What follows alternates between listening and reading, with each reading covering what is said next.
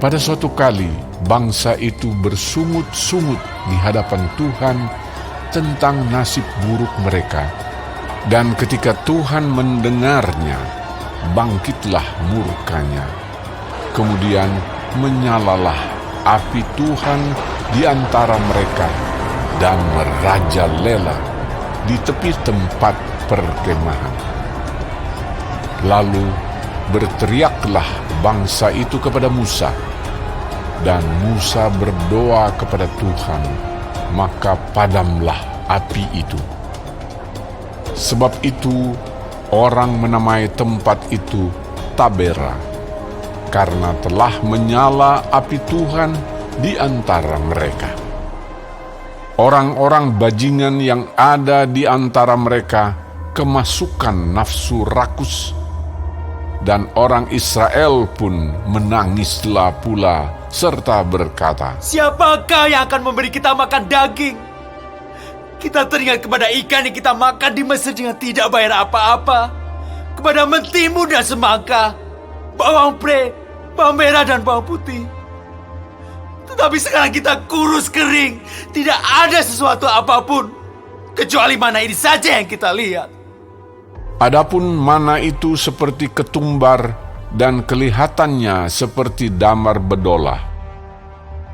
Bangsa itu berlari kian kemari untuk memungutnya, lalu menggilingnya dengan batu kilangan atau menumbuknya dalam lumpang. Mereka memasaknya dalam periuk dan membuatnya menjadi roti bundar. Rasanya seperti rasa panganan yang digoreng. Dan apabila embun turun di tempat perkemahan pada waktu malam, maka turunlah juga mana di situ. Ketika Musa mendengar bangsa itu, yaitu orang-orang dari setiap kaum, menangis di depan pintu kemahnya, bangkitlah murka Tuhan dengan sangat, dan hal itu dipandang jahat oleh Musa. Lalu berkatalah Musa kepada Tuhan, "Mengapa kau perlakukan hambamu ini dengan buruk? Dan mengapa aku tidak mendapat kasih karunia di matamu? Sehingga engkau membebankan kepadaku tanggung jawab atas seluruh bangsa ini. Akukah yang mengandung seluruh bangsa ini? Atau akukah yang melahirkannya? Sehingga engkau berkata kepadaku, pangkulah dia seperti pak pengasuh memangku anak yang menyusu. Berjalan ke tanah yang kau janjikan dengan bersumpah kepada nenek moyangnya. Dari manakah aku mengambil daging untuk diberikan kepada seluruh bangsa ini? Sebab mereka menangis kepadaku dengan berkata, berilah kami daging untuk dimakan. Aku seorang diri tidak dapat memikul tanggung jawab atas seluruh bangsa ini, sebab terlalu berat bagiku. Jika engkau berlaku demikian kepadaku, sebaiknya engkau membunuh aku saja. Jika aku mendapat kasih karunia di matamu, supaya aku tidak harus melihat celakaku. Lalu berfirmanlah Tuhan kepada Musa, kumpulkanlah di hadapanku dari antara para tua-tua Israel 70 orang, yang kau ketahui menjadi tua-tua bangsa dan pengatur pasukannya. Kemudian bawalah mereka ke kemah pertemuan, supaya mereka berdiri di sana bersama-sama dengan engkau. Maka aku akan turun dan berbicara dengan engkau di sana. Lalu sebagian dari roh yang hinggap padamu itu akan kuambil dan kutaruh atas mereka. Maka mereka bersama-sama dengan engkau akan memikul tanggung jawab atas bangsa itu. Jadi tidak usah lagi engkau seorang diri memikulnya. Tetapi kepada bangsa itu haruslah kau katakan, kuduskanlah dirimu untuk besok maka kamu akan makan daging. Sebab kamu telah menangis di hadapan Tuhan dengan berkata, siapakah yang akan memberi kami makan daging? Begitu baik keadaan kita di Mesir, bukan? Tuhan akan memberi kamu daging untuk dimakan. Bukan hanya 1 hari kamu akan memakannya, bukan 2 hari, bukan 5 hari, bukan 10 hari, bukan 20 hari, tetapi genap sebulan lamanya, sampai keluar dari dalam hidungmu, dan sampai kamu muak, karena kamu telah menolak Tuhan yang ada di tengah-tengah kamu, dan menangis di hadapannya dengan berkata, untuk apakah kita keluar dari Mesir? Tetapi kata Musa, Bangsa yang ada bersama aku ini berjumlah 600.000 orang berjalan kaki.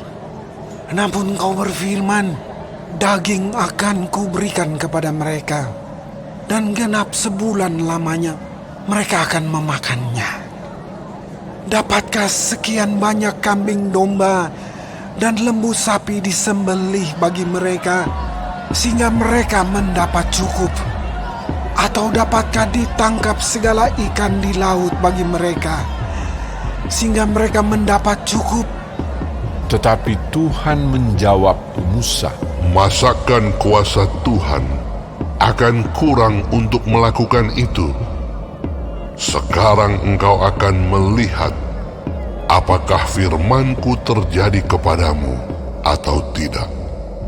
Setelah Musa datang keluar, disampaikannya firman Tuhan itu kepada bangsa itu.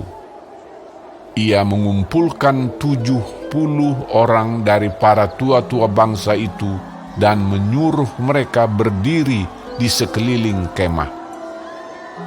Lalu turunlah Tuhan dalam awan dan berbicara kepada Musa. Kemudian diambilnya sebagian dari roh yang hinggap padanya dan ditaruhnya atas ke-70 tua-tua itu. Ketika roh itu hinggap pada mereka, kepenuhanlah mereka seperti nabi, tetapi sesudah itu tidak lagi. Masih ada 2 orang tinggal di tempat perkemahan.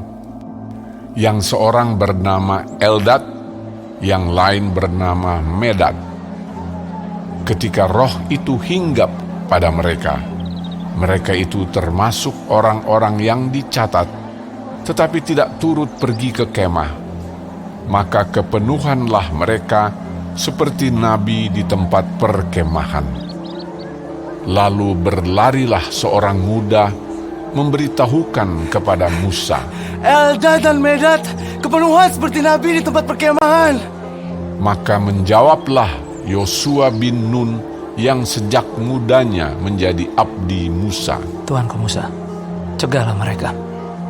Tetapi Musa berkata kepadanya, Apakah engkau begitu giat mendukung diriku? Kalau seluruh umat Tuhan menjadi nabi, oleh karena Tuhan memberi rohnya hinggap kepada mereka. Kemudian kembalilah Musa ke tempat perkemahan, dia dan para tua-tua Israel. Lalu bertiuplah angin yang dari Tuhan asalnya.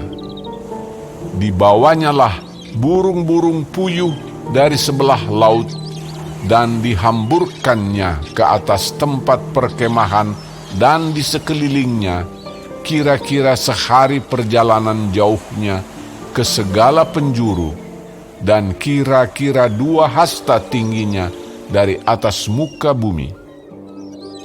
Lalu sepanjang hari dan sepanjang malam itu dan sepanjang hari esoknya, bangkitlah bangsa itu mengumpulkan burung-burung puyuh itu.